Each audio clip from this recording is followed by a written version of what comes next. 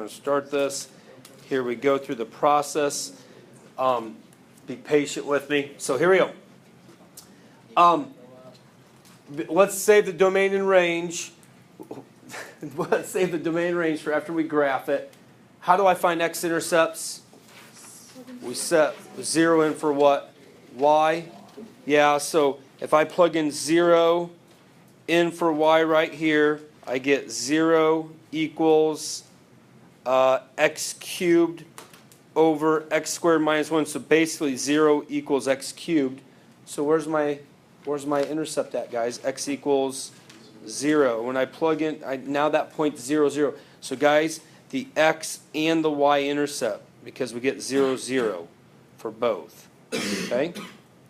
0, 0 for both. Let's plot that point on our graph at 0, 0. Yeah, Meredith? How did you take the jump from x cubed over x squared minus 1 to just x cubed? Okay, so if I set this equal to 0 when I cross multiply, doesn't that make that 0? Yeah. There you go. Aren't we fancy? I figured that arrow thing out on accident earlier today. So I was like, and then it showed up. So there you go. It seems so great right now, and then I'm going to accidentally hit something and I haven't figured it out yet, and I'm going to delete everything I have, and then I have not thrown my iPad yet, so I'm trying this new program. Okay, let's find, you know what, before we talk about critical numbers, let's talk about vertical asymptotes, horizontal asymptotes, and yes, slant asymptote. Okay, vertical asymptotes are what make the what? 0. The denominator. What makes x squared minus 1 0? Plus or minus 1. So my vertical asymptotes are x equals plus or minus 1. Okay, horizontal asymptote. Who feels confident with it? Josh? None. Good. Why? Because the numerator has a higher... The degree is larger in the numerator. So then you go in this next process, and we have not talked about this year, and I'm not really going to assess it a lot, but let's talk about it a little bit. Ready? Because the degree is 1 bigger in the numerator, we check for slant asymptote because it was 1 bigger. So what you do, I don't know if you guys remember that, is that's where you divide, and your slant asymptote is the remainder. Do you guys remember that at all? So here, I'll do it right over here in my top right. Okay, so I'm going to take, I'm going to take x cubed, and I'm going to divide it by, what, x squared minus 1, little algebra 2 pre-calc review. And then the question is, what times x squared gives me x cubed? X. So I'm going to put an x here. This is where I messed up. I'm going to put an x here. And so that gives me x cubed minus x, correct? And remember, you're subtracting. So this is 0x minus negative x. Doesn't that become plus plus? So that's x. And then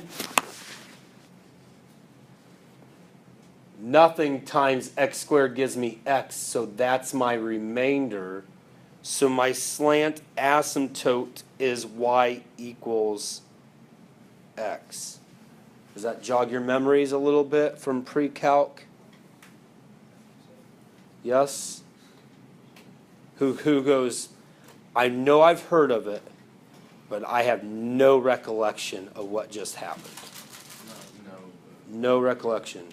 Who are my honors pre-calc students? Do you have a little bit more recollection maybe? I know all your teachers taught you it, okay? So again, let's make sure we remember, if the degree is bigger by 1, I don't need to point that way. If my degree is bigger by 1 in the numerator, I divide, and the slant asymptote is the remainder. So now, let's see if I can do this. I have vertical and horizontal asymptotes. I'm so excited, I'm going to try a highlighter. Okay, and I'm going to draw a vertical asymptote here at -1. I'm going to draw a vertical asymptote here at +1. And I bet some of you are going, how can I have a slant asymptote through y equals x when I have the y-intercept y equals 0? Well, and I can understand your concern on that. What's going on is the slant asymptote, if you will, I'll draw it. Y equals x, isn't that this line right here? Isn't that this line? Right? Hopefully I can draw a decently straight line. But here's the deal. I'm going to take an eraser, and I'm going to erase out this middle part, and I'm going to draw this back in. It's like that. That slant asymptotes are to the left and to the right. Okay? All right. Here we go. I would like to point out, I'm going to jinx myself, but this is going much better than what it did earlier. Okay, so I recorded that, so I'm going to erase this so I have room to work. And then I'm going to find critical numbers. So I'm going to put Cn, and aren't critical numbers where the derivative is equal to 0 and undefined? Okay, so I'm going to take my derivative, which is x right here.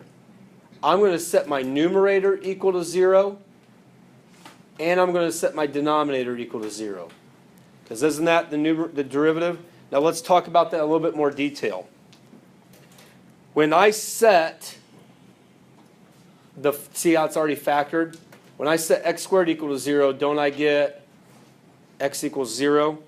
So I'm going to set x squared equal to 0, so x equals 0. I'm also going to set x squared minus 3 equal to 0, so x squared equals 3. And then I'm going to take the square root of both numerator or both sides, so I'm going to get x equals plus or minus square root of 3. Cool. And so and then I also would normally set my denominator equal to 0, but what am I going to get again? Plus or minus 1. We've already established those are what? Vertical asymptotes. Now they still are critical numbers. They're not relative max and mins. They're critical numbers because the derivative is undefined. So when we go to write that, it's okay to say, okay, our critical numbers are what? We said plus or minus 1, we said 0, and we said plus or minus square root of 3. Is that right in that thought process?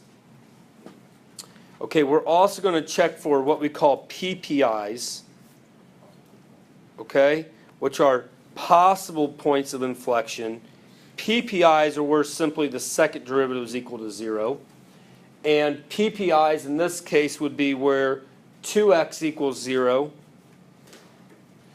and where x squared plus 3 equals 0. And I'm just going to talk about it. Okay? Here I'm still going to get x equals 0, and here I'm going to get two imaginary numbers. We don't write imaginary numbers. Okay? So our only possible point of inflection is going to be at 0. X equals 0. And now I'm ready to start filling in my table. Okay? And my table, we work from left to right of the critical numbers and the PPIs. Cool? So we're going to go from, and I'm going to write these intervals. We go from negative infinity to, what's my first number? Negative square root of 3. Good. So we go from negative infinity to negative square root of 3. Okay? And then we're going to go, here I'm going to draw this vertically down. And then we're going to go from negative square root of 3 to negative 1. That's going up to our vertical asymptote. I'm going to keep talking about that to mention it to us. And then we're going to go from negative 1 to, is it 0? Okay. Looks like I'm going to have to add on to my table. And then we're going to go from, this is a lot. Okay, this is a tough problem, but it's a good problem. Then we're going to go from 0 to 1. We're going to go from 1 to square root 3. And we're going to go square root 3 to, infinity. We got a lot going on there, don't we? I don't think I would give you one quite this complicated on any assessment, to be honest with you. Okay? And my recommendation is write a test point above each one. Okay? Write a test point. So from negative infinity to negative square root of 3, isn't that like negative 1.7 or something like that? So how about negative 2? How about negative 2? So from negative 1.7 to negative 1, how about negative 3 halves or negative 1.5? You can do it either way. So I'm going to write negative 3 halves. You guys still okay? Negative a half. A half. 3 halves. 2. And can you guys do this for me? This is good practice. Here's your derivative. I gotta use my arrow. Here's my derivative. Here's my second derivative. Plug in those test points, and let's just determine positive or negative for all those. Okay? Everybody take a minute or two.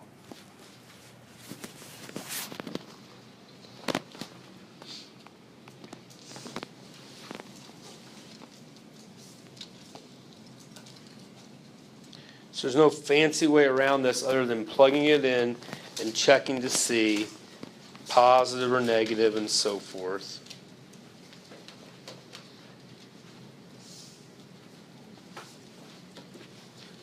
I put the derivative in for you. Let's see, don't do that. Don't do a calculator. I would never ask you to graph this with a calculator because I would just graph it.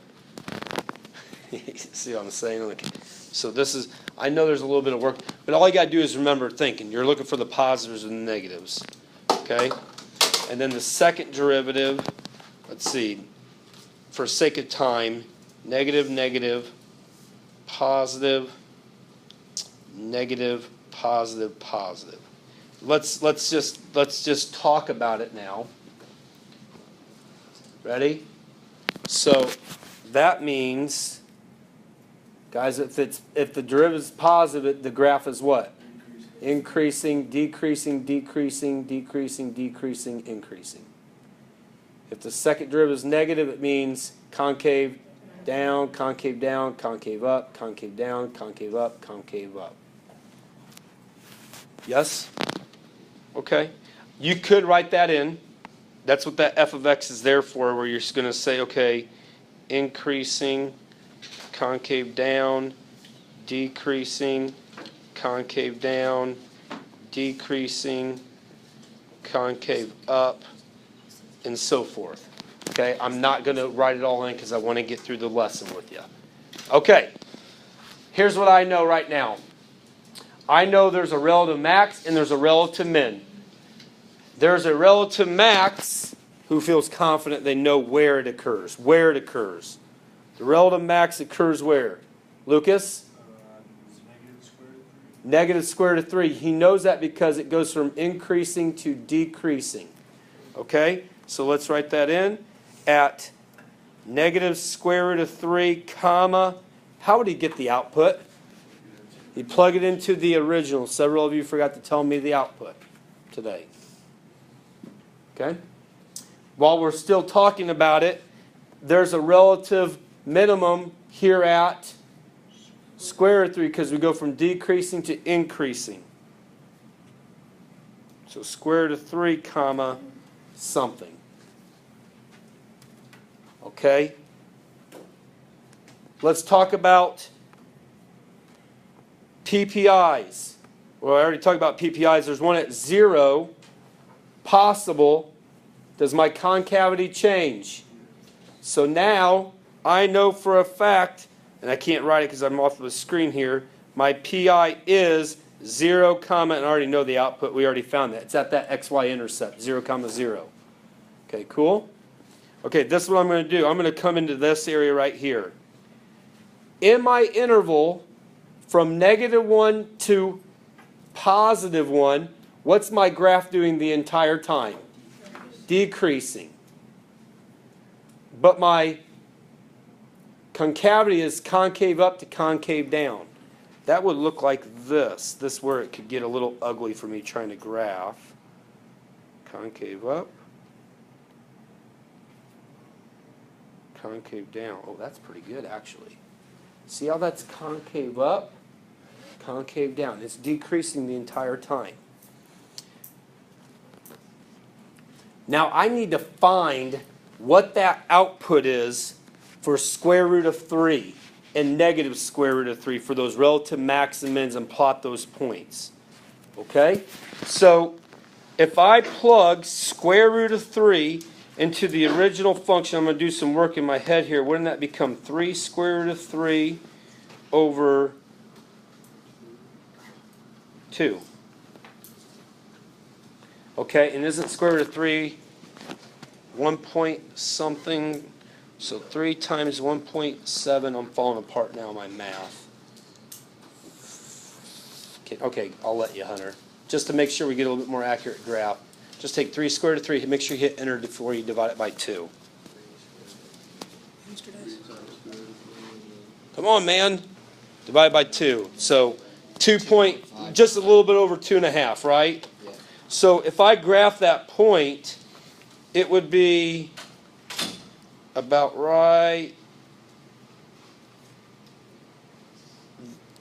there.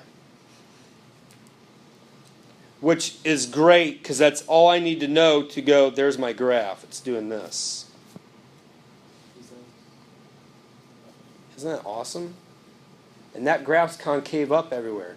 And look, didn't we say, look at this, guys. Didn't we say it would be decreasing to there and then increasing? Okay? Now when we plug in the, I'm going to write that point in. So that was my relative minimum, right? That was my relative minimum. What did we say that was? 3 square root of 3 over 2? Yeah. So 3 square root of 3 over 2. I think the only difference is for the negative square root of 3, it's going to be negative 3 square root of 3 over 2, which would give me a point about right and there. So then it would be doing this, which again is exactly what we wanted because according to our table it would be increasing then decreasing. Okay, my domain then. We're almost there, guys. My domain now would be from negative infinity to negative 1, from negative 1 to 1, and then from 1 to infinity. And it looks like my range is just going to be from negative infinity to infinity. Hold on. Questions?